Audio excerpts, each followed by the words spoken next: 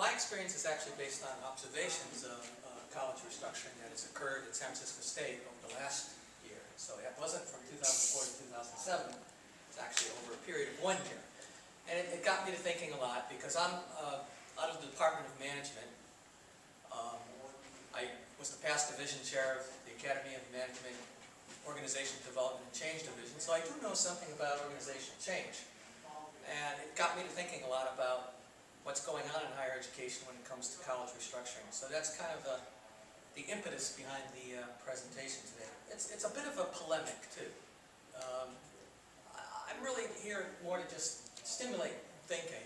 And let me throw out a trivia question to start out. Here's a quote which I found the other day, and I'll read it to you if you can't see back there. The intrusion of business principles into the universities goes to weaken and retard the pursuit of learning, and therefore to defeat the ends for which a university is maintained.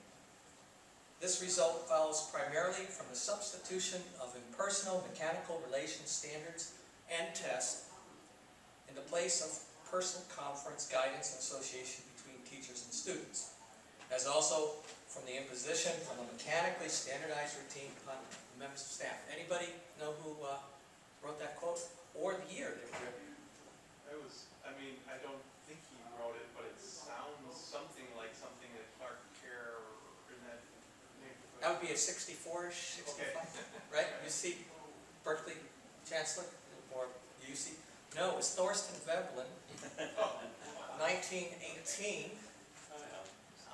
There was another presentation earlier where they quoted him too.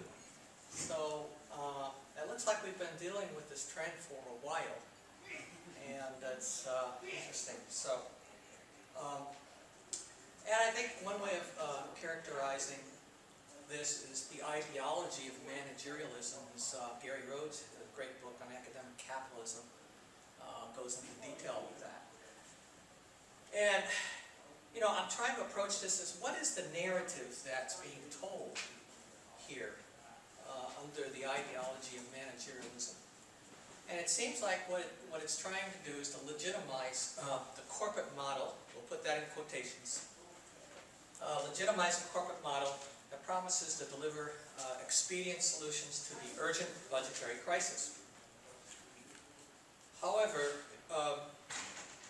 the criticism that AAUP is making while we're here is that the corporate model, at least as how it's being implemented, is really maybe a code word for compliance versus collegiality. Very different from what Keith was talking about.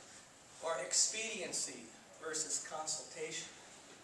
Accountability and standardization, that's what Veblen's quote was about, not academic freedom and creativity. So that really, you know, just really bothered me to just hear how this narrative is really framing the agenda. And so I think that what we're all wrestling with as a higher education community is how do we take control of the strategic narrative? Well, let's back up and ask ourselves, what is strategy?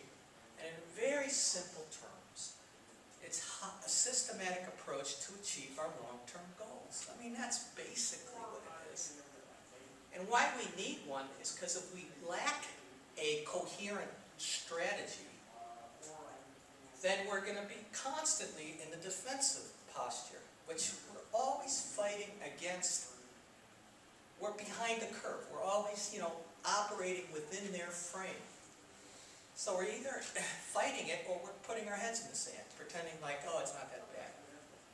So we really do need a strategic narrative. Now, my inspiration comes from Sun Tzu in The Art of War.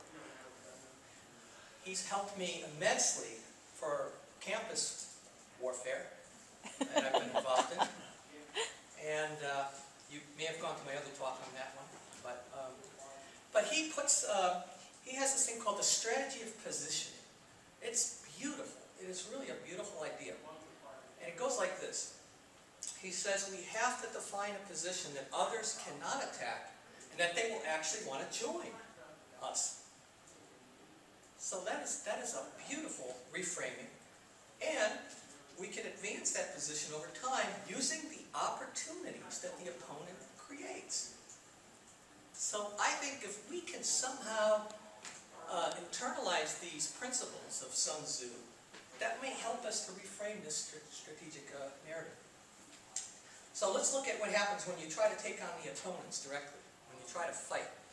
Look what happened in Wisconsin with Walker. Look at the opposition, the great opposition that came about. So if you take on the opponents directly, you create tremendous resistance. It's very costly, it's very polarizing. On the other hand, if we leverage opportunities through strategic positioning, we create support, we generate commitment, and if we have setbacks, they're temporary.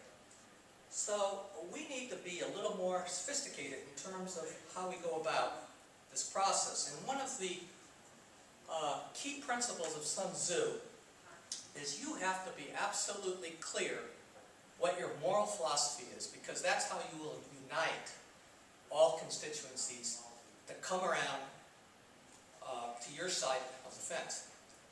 So we really have to define what it is, what we're really for, not what we're against. And I think that's the thing that's recently happened with the Campaign for Higher Education meeting that was held in Los Angeles. Is let's define what we're for and bring together all these constituencies. So this is really an underlying principle of Sun Tzu, is to take the moral high ground and define what you're for, because that will help define your relationship to all the constituencies.